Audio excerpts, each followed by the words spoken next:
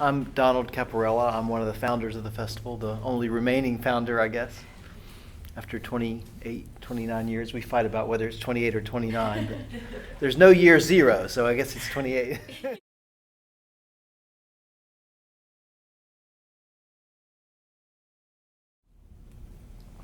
Well, we weren't founding the festival in the first year. We were just doing a play in the park. And all the people that started it were actors, not really producers. And we were just surprised how well it went without any real publicity, no money, no costumes, other than what we did a modern production because that was what we were wearing.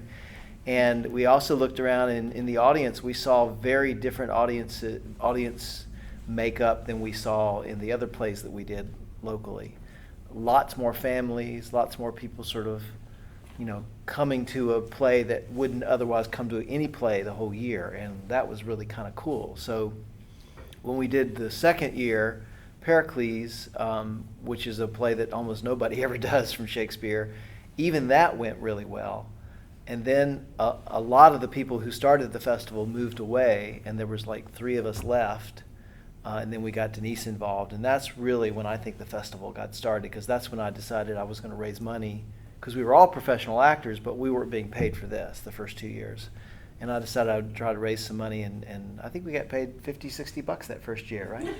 third year. And having Denice and Denice's brilliance is really what made it a festival, because then we could start thinking about the future and not just do another play. It was really pretty exciting. Actually, I started as an actor. My first show with the festival, I was 7 months pregnant, so I was an assistant director, but really I had never done much directing before that. I was just an actor. So Jill Jackson, who was the primary director when I came into the company. Yeah, and she stayed. She didn't leave after the second year. She agreed to direct Merry Wives, and you were good friends with her. Of course, we were friends too. I was primarily an actor as well, but I'm also a lawyer, so... can raise money. Yeah. But yeah, I'm sorry, I cut you off. Well, no, I just feel like Jill Jackson really was the initial creative director of the whole movement, I think. Chambers Stevens, who used to be Steve Chambers, Stevens was the first director. And right. Then and Jill got involved. So there were some really important creative entities at the very beginning. Yeah, that Jill did. That's absolutely fair. And Jane Perry was a very important on the business side as well. Yeah. So.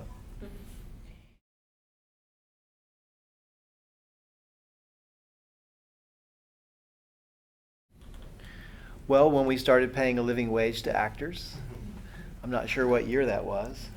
Well, our first year to actually use equity contracts, the union contracts, was 1995. So we paid more in the early 90s than we had in the late 80s. But up until 95, we had just been it was paying as much as we could, just taking the pot and dividing it in as many people as had participated and handing out checks. But in 95, we started actually using contracts. So becoming a full professional company and therefore being able to provide more work and having one of the longest contracts in Nashville, that was a big moment. I'd say another big moment was when the Apprentice Company started. That really fleshed out the company. That was 1999. In 1998, I cast 5 young girls as part of the 12th Night cast. And because they sang, and so we had like a little children's choir that comforted Olivia in her grief. But I realized there was that we really hadn't prepared those children to be on stage, and so the next year we started this Apprentice Company training program so that we could have young people in our roles, but they would be properly prepared. So, and that program has been growing since '99 to where this year, for the first year, instead of just 50 hours of intensive training, we offered a month and a half. So we had 4.5 weeks of intensive training, and it really made a huge difference. Our young people are employable actors now, and I really am excited about that.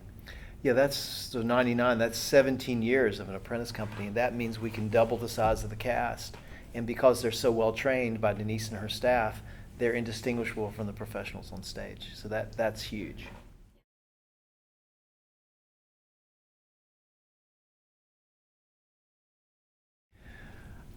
Shakespeare is much a part of the English-speaking culture as anything. I mean, anytime politicians, when they're talking about how dramatic or how profound or how hilarious something is, they almost always reach to Shakespeare. I mean, some men are born great, some men achieve greatness, some have greatness thrust upon them, is a common thing you hear about. And that's actually from a comedy, and it's the opposite of what it sounds like. But there's so many lines that people reach for to sort of raise the level of dialogue when they're trying to just talk about how dramatic something is. You just can't escape speaking Shakespeare.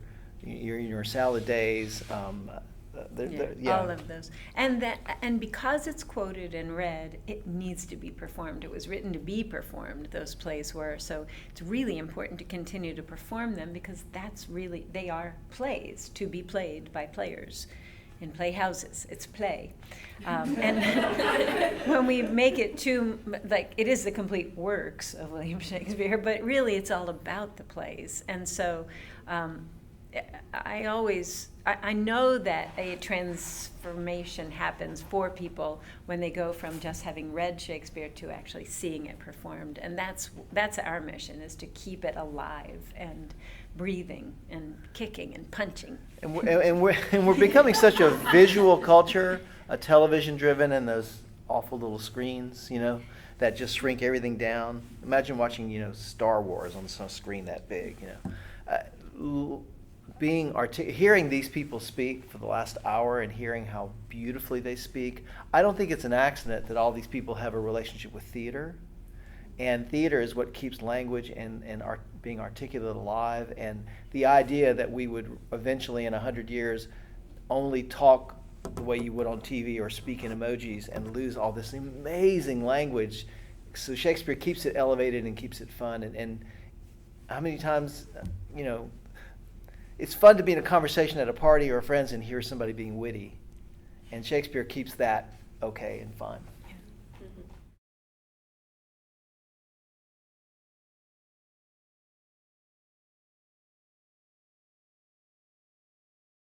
It's so satisfying. And, being in the park with Denice for almost every year, 27 of the 29 years or 28 of the 26 or whatever, the friendships, the crucible of doing a show in the park is so intimate.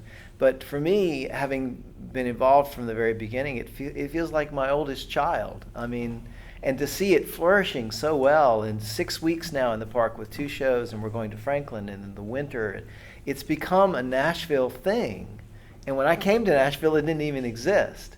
So with my efforts and Denise's and the hundreds of other people, just to see that you can kind of create something that is now special to so many people in Nashville, it's so satisfying. I mean, I'm a lawyer, and so even when I win a case, that means somebody had to lose, or when I lose, that's even worse.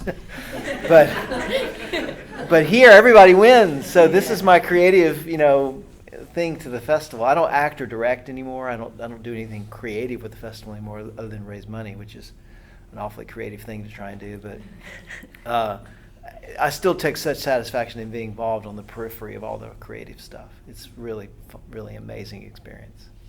I share all of that, really, I do. And there's just something really, it's actually inexplicable to, on a big night for us, as many people will show up on one Saturday night as showed up for the whole first show that we did. So we had 1,000 or 1,200 people come to As You Like It in 1988, and now 1,200 people will show up for one night. So it's really exciting to have a cultural event like this for families or for everybody happening in a centrally located, beautiful park. I mean, it's just a really fulfilling way to serve our community.